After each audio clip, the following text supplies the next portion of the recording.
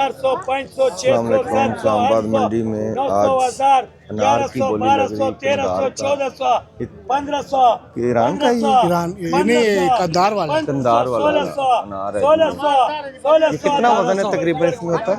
इसमें 14-15 kilo 14-15 kilo 14-15 kilo वजन होता है जी इसमें। ये दागी हुआ है। ये डैमेज माल है जी।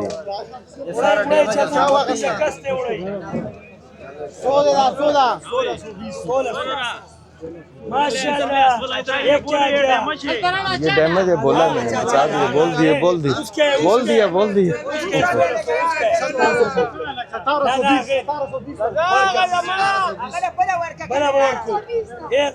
एक 1000, 1100, 1200, 1300, 1400, ये डैमेज है इसलिए इतना सस्ता बोली लग रहा है, वरना ये महंगा है। 1600 अल्लाह रोजी देवे 1600 रुपये।